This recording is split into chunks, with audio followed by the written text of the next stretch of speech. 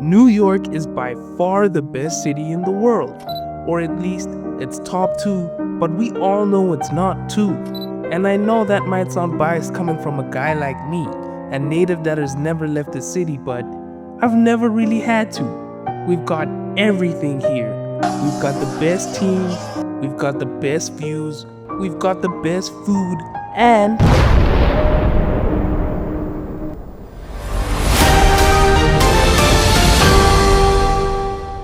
breaking news this evening. As you can see, fire.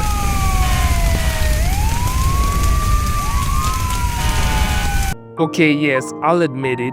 Crime is prevalent in the Big Apple. People here get mugged, assaulted, carjacked, and more.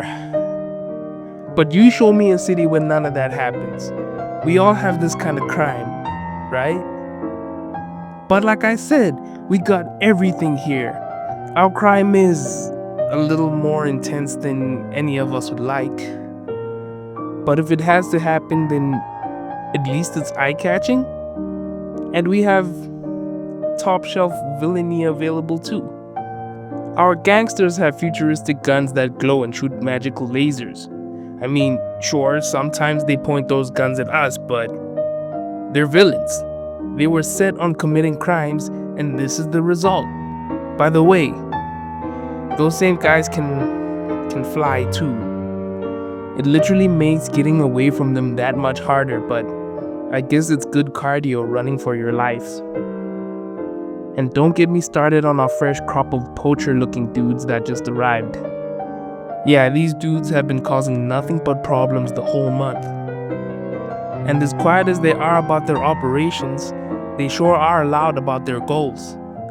From the little that we've seen, it's clear that they're hunting villains. They are literally all these hunters care about, and it's obvious when you get near them. But that isn't a good thing, because if you stand a little too close to the action, they'll just blow right through you to get to their prey. And speaking of prey, we also have these monsters. But like honestly, who doesn't have at least one monster running around their city at any given time? I remember a couple of years back when we had a massive lizard problem, but every city close to large bodies of water has a massive lizard problem. But we don't get freaked out just cause ours speak, mostly. But in the interest of keeping a level head, I don't really look at the monster thing as a big problem, because we've got people who can handle that. When a monster steps out of line, boom, Spider-Man. The monsters increase in number and start putting all our citizens in danger, boom, the other Spider-Man.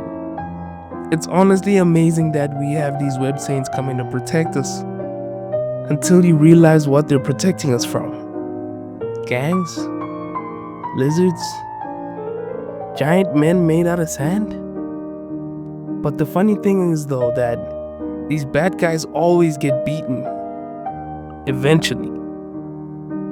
So what if they run a train on the city?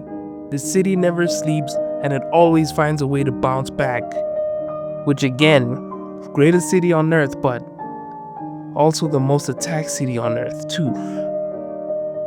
And sure, we're always there when someone wants to terrorize us, but so are our heroes.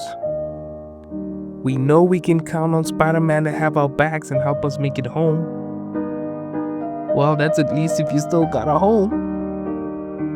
Sure, one day you might come home and maybe a wall is gone, but you know deep down that Spider-Man needed that wall. Like we needed him. Plus, insurance is definitely gonna cover that, right?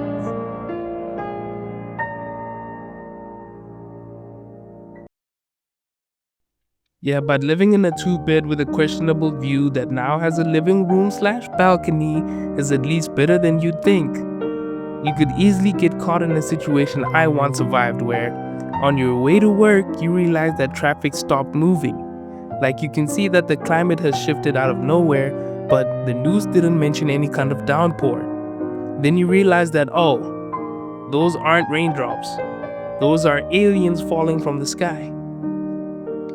Thank the Lord for the A-Team though, our mighty Avengers. We were so glad that they were here helping to deal with that whole debacle. And I think it's pretty convenient that all those aliens brought it around and were low-key kind of circulating their building. Now that I think about it, that other big hole that opened in the sky back in 2016 opened near Doctor Strange's house too. And that one time when we all woke up wearing weird clothes and all the buildings looked funny, Galactus paid us a visit, but it seemed like he was only interested in the Baxter building.